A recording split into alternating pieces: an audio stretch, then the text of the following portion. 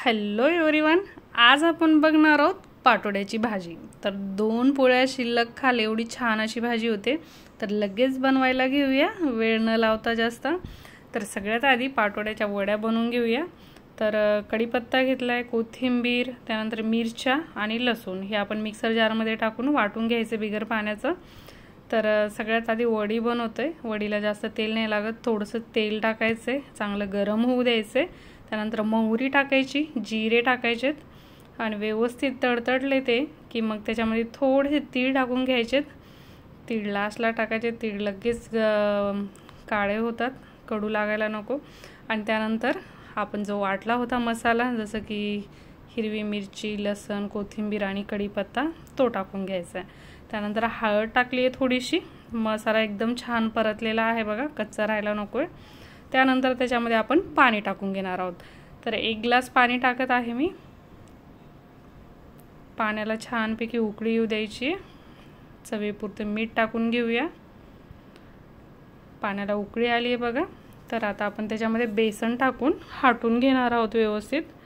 तर हाटताना मधोमध बेसन टाकायचे आणि एखादी पळी घ्या, डाळ घोटणी किंवा मग लाटणं जरी घेतलं तरी चालेल, किंवा मग पळीनं नसा बेसन ज्याच्यानं हटतो ते, आणि मधोमध पीठ टाकून सारखं हटत राहायचं। सुरुवातीला आपल्याला वाटतं गाठी होतात, पण बिलकुल गाठी होत नाहीत। जसं जसं आपण बेसन हटत जातो ते तसं तसं नंतर गाठी पूर्ण नाहीशा होतात।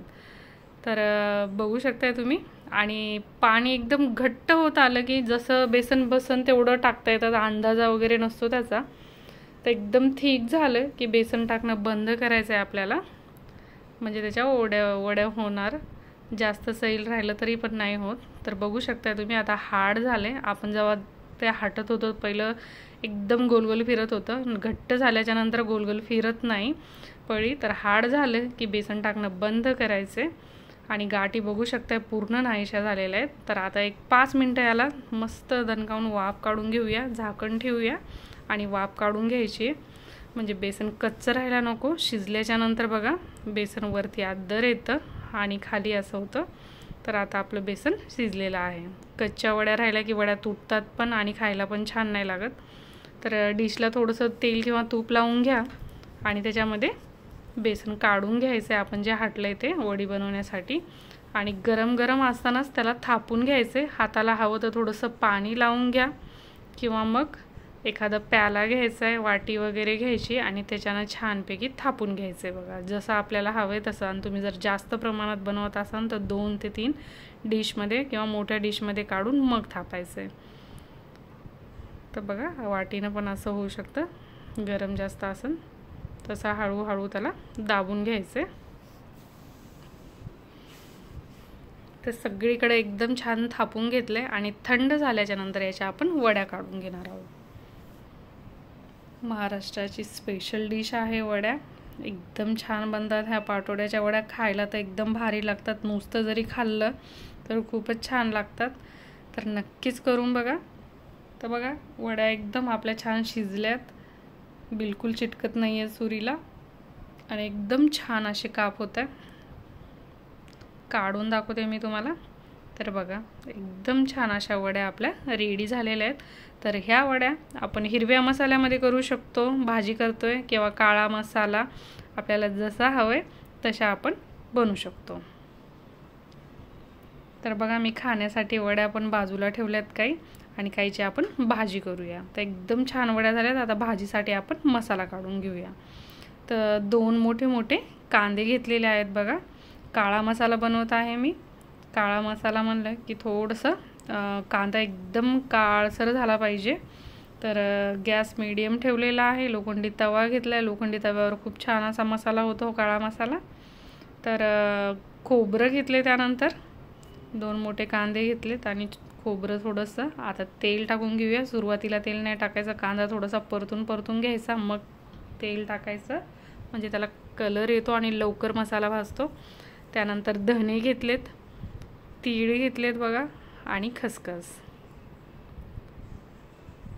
त्यानंतर डाळवं घेत आहे, घट्टसरपणा येणार, आणि काही खडे मसाले आहेत, जसं की लवंग, मिरे, विलायची, कर्णफूल आणि दालचिनी आणि तेजपत्ता. मी बरंच मसाल्याच्या रेसिपी दाखवल्यात. खडे मसाले वेगवेगळे घेते. त्यामध्ये मी बघा आज दगडफूल पण घेतले. काळा मसाला दगडफूल टाकलं की काळा कलर येतो. तर बऱ्याच वेळेस खडे मसाले वेगवेगळे टाकायचे. कधी आपण डाळवळ टाकतो, कधी तांदूळ टाकायचे, वेगवेगळी टेस्ट येते. किंवा कधी कधी बाजरी पण टाकायची, मसाला वेगळा बनतो. तर बघा मसाला परतून घेऊन चांगला काळा केला आहे मी. आता तो वाटून घेऊया आपण. त्यात अद्रक लसूण कोथिंबीर टाकून वाटा, किंवा मग तसंच वाटलं तरी तो चांगला होतो. आता फोडणीसाठी एक कांदा घेतला आहे. कांदा परतून झालं की मोठा एक टोमॅटो घेतला आहे. तो पण छान गाळ झाला पाहिजे. त्यानंतर थोडंसं लाल तिखट, त्यानंतर हळद आणि चवीपुरतं मीठ. आणि मी मसाला वाटून घेतलेला आहे. मसाल्यामध्ये अद्रक लसूण आणि कोथिंबीर टाकून बारीक पाणी टाकून थोडंसं वाटून घेतलं आहे. मसाला एकदम छान झाला आहे बघा. आपला कलर पण चांगला आला आहे. आता मसाल्याचा कलर एकदम काळा होईपर्यंत आपण परतून घेणार आहोत.